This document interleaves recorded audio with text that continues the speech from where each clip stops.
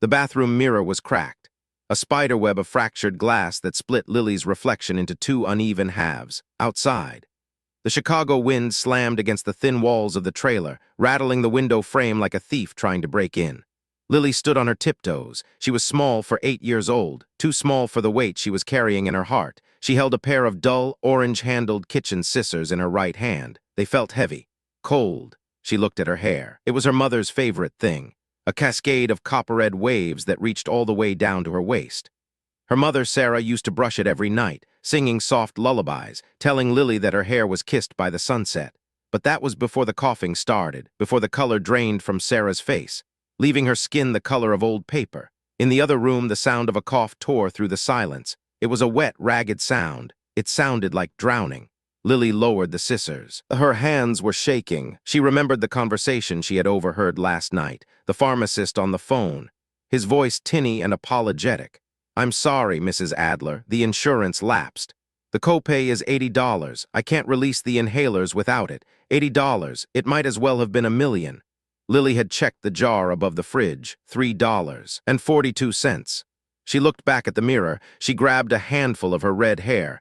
It was thick, healthy. It was the only thing of value she owned. She had seen a sign in the window of a fancy salon downtown while walking home. From school, we pay top dollar for quality hair. She didn't know what top dollar meant, but she prayed it was 80. "Mommy," Lily whispered, stepping out of the bathroom. Sarah was lying on the pull-out couch, buried under 3 blankets, shivering despite the sweat beading on her forehead. "Hey, baby," Sarah wheezed, forcing a smile that didn't reach her eyes. "You look so pretty. Come here." Lily walked over, hiding the scissors in her back pocket. She sat on the edge of the couch. The heat radiating off her mother was terrifying. It was too hot, a fever that was burning her alive from the inside out. "I'm going to go play with Mrs. Gable's cat next door." Lily lied. The lie tasted like sour milk on her tongue. "I'll be back soon." Sarah reached out a weak hand and stroked Lily's hair.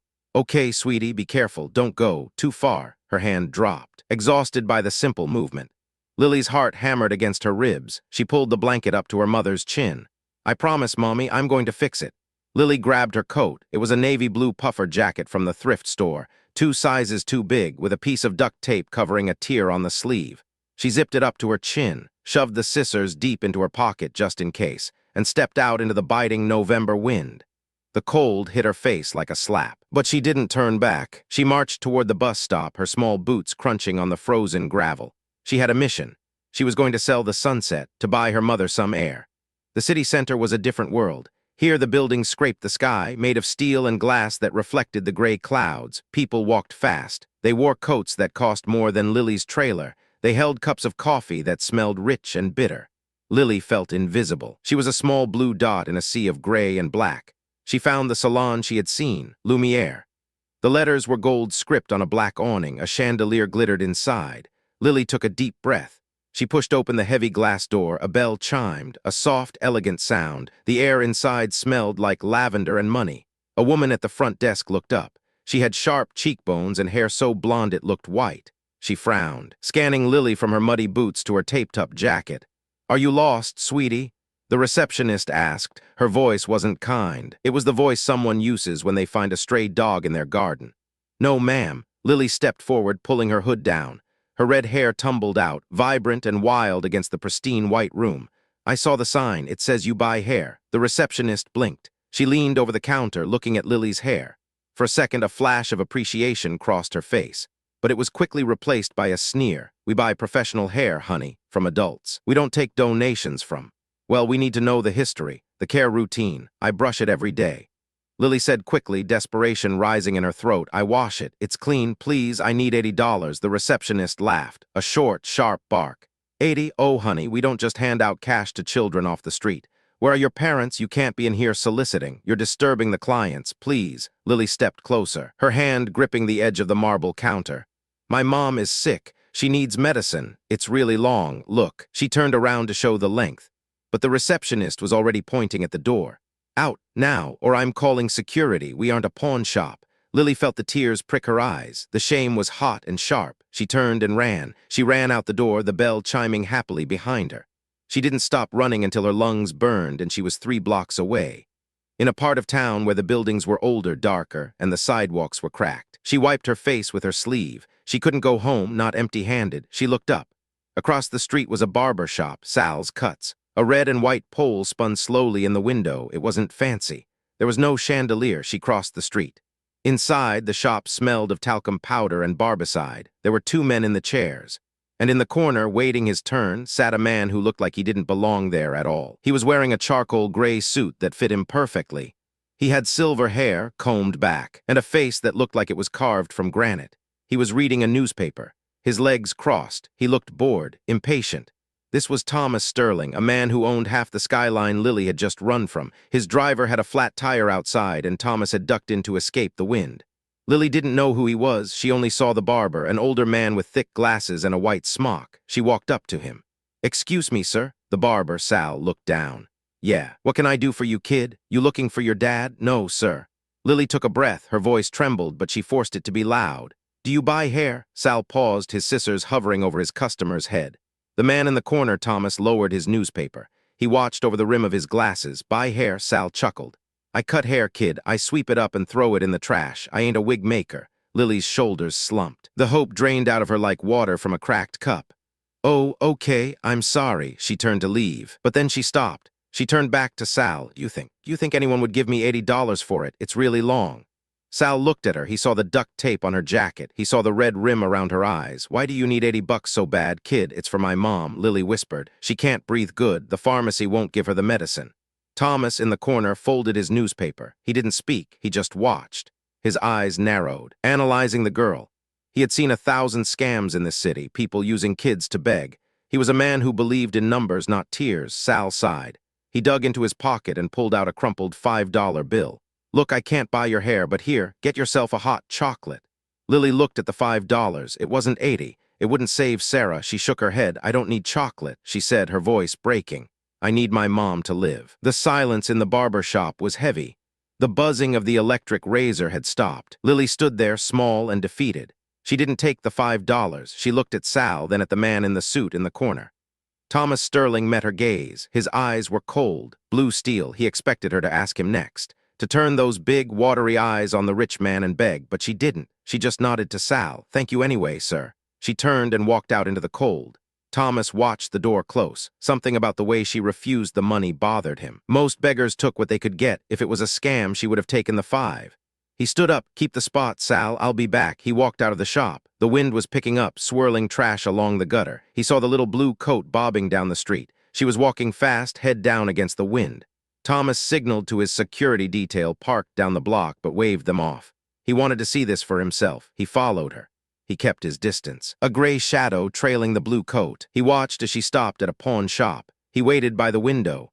Inside, he saw her pull the scissors from her pocket and offer them to the broker. The broker laughed and waved her away. She came out, looking even smaller. She walked another 3 blocks to a pharmacy. Thomas stood by a newsstand, pretending to read a magazine. Through the glass front of the drugstore, he saw her approach the counter. She spoke to the pharmacist. The man behind the counter looked sympathetic. He shook his head. He pointed to the register. Lily reached into her pocket and put all her coins on the counter. She poured them out. The pharmacist counted them. He shook his head again. He handed her a lollipop. She pushed it back. Thomas felt a strange twinge in his chest, a tightening. It was a feeling he hadn't felt in 20 years, not since the hospital room where the machines had beeped their rhythmic final countdown. Lily left the pharmacy. She sat on the curb outside. She pulled her knees to her chest, and she began to cry. It wasn't a loud, attention-seeking cry. It was the silent, shaking sobbing of someone who has run out of options. She reached up and grabbed her hair. She pulled the scissors out of her pocket again. Thomas took a step forward. She was going to cut it right there. She was going to hack it off, hoping that maybe, if she just held the bundle of hair in her hands, someone would trade it for a miracle. She opened the blades. She lined them up with the thick copper waves near her ear. Her hand was trembling violently. "Don't do it," Thomas whispered to himself. Just as the metal touched the hair, a car backfired loudly on the street. Lily jumped. The scissors clattered to the sidewalk. She stared at them. Then she buried her face in her hands. She picked up the scissors, shoved them in her pocket, and stood up. She had given up on selling the hair. Now, she was just going home to watch her mother die. Thomas adjusted his scarf. The cynicism that had built a fortress around his heart was showing a crack. He had to know the rest of the story. He had to know if the mother was real. He followed her as she left the commercial district. The streets got narrower. The streetlights flickered. They walked past boarded-up houses and overflowing dumpsters. Finally, she turned into a trailer park at the edge of the industrial zone. It was a bleak place, mud instead of grass, rust instead of paint. She walked up to a trailer that looked like a strong wind would knock it over. She opened the door and slipped inside. Thomas stood at the edge of the lot. He was Thomas Sterling.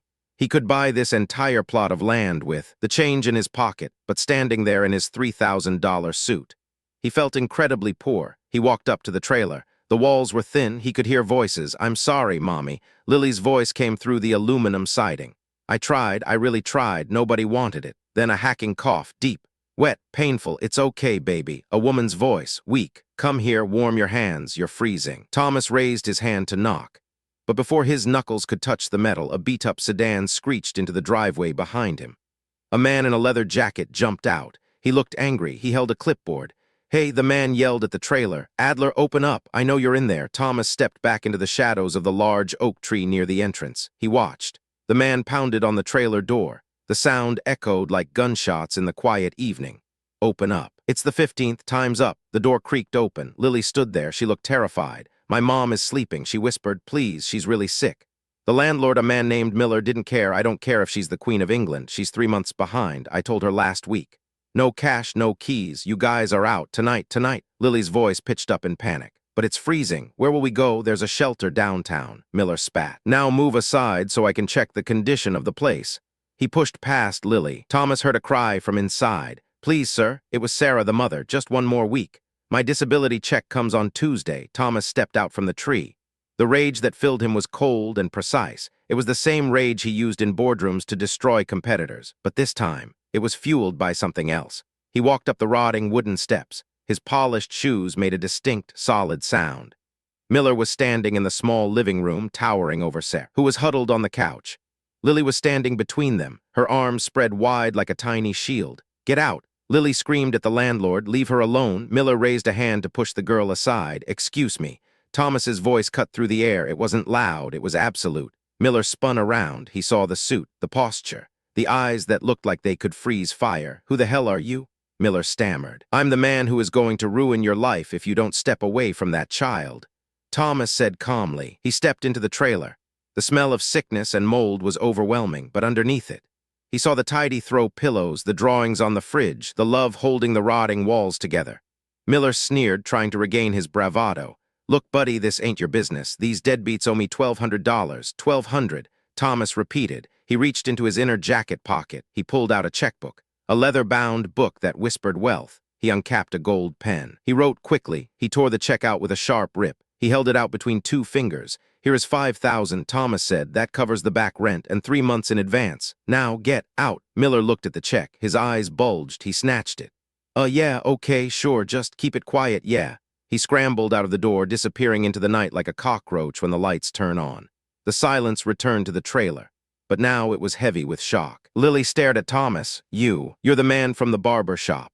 Thomas looked down at her. He saw the scissors still poking out of her pocket. He looked at Sarah. She was pale, gasping for air, clutching her chest. The adrenaline of the confrontation had drained her last reserves. "She needs a hospital." Thomas said, "It wasn't a suggestion. I can't afford." Sarah wheezed. Thomas pulled out his phone. He dialed a number. "Bring the car around now, and call Dr. Evans at Mercy General. Tell him Thomas Sterling is coming in with an emergency admission. Private wing." He hung up. He looked at Lily. "Grab your coat," he said gently, "and bring your mom's medicine bag. We're going."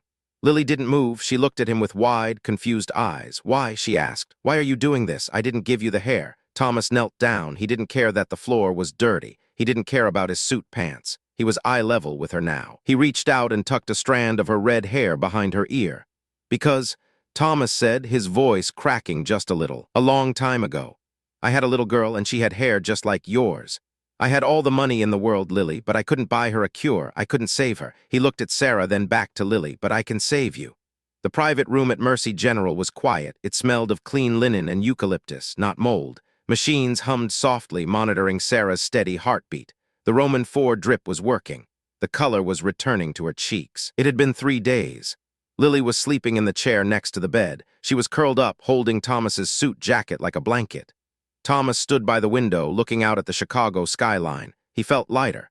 For 10 years since his daughter Emily passed, he had hoarded his money. He had built walls of gold to keep out the pain. He thought that if he didn't care about anyone, he couldn't get hurt again. But the pain hadn't gone away. It had just frozen. Lily had melted it. A knock at the door. Sarah stirred. Her eyes fluttered open. She looked at Thomas. "Mr. Sterling." Thomas turned. "Please call me Thomas. You saved us." Sarah whispered. "The doctors said another night without the antibiotics." She trailed off, tears filling her eyes. "I don't know how to repay you. I have nothing. You have everything." Thomas said, looking at the sleeping girl, "You have her." Lily began to wake up. She rubbed her eyes and sat up. She saw her mom awake and smiling. "Mommy." She scrambled onto the bed, burying her face in Sarah's neck. "You're okay. You're okay." Thomas watched them. He reached for the door handle to leave to give them privacy. "Wait," Lily called out. She jumped off the bed. She dug into her jeans pocket. She pulled out the orange-handled scissors, and she grabbed a lock of her long red hair. "Here," she said, "you paid for the medicine and the house. A deal is a deal. You can take it." Thomas froze. He looked at the little girl offering her most prized possession to honor a debt she didn't understand. He walked over to her. He gently took the scissors from her hand. He closed them, and he put them in his pocket. "Keep your hair, Lily," Thomas said, his voice thick with emotion. "It reminds me of the sunset, and I haven't enjoyed a sunset in a very long time." He reached into his pocket and pulled out a business card. "I've set up a trust." He told Sarah, "For Lily's education and for your medical bills. You focus on getting better. I'll handle the rest." "But why?" Lily asked again, tilting her head. Thomas smiled, a real smile, one that reached his eyes and crinkled the corners. "Because you tried to sell your hair to save your mother, and that kind of love is worth more than every building in this city." He turned and walked out of the room. As he walked down the hospital corridor, Thomas Sterling didn't check his stock portfolio. He didn't call his broker. He just walked, feeling the warmth in his chest, knowing that for the first time in years, he wasn't just a millionaire. He was a human being again. Sometimes the poorest among us have the most to give, and sometimes it takes a child's sacrifice to remind us what wealth really means. Thanks for watching.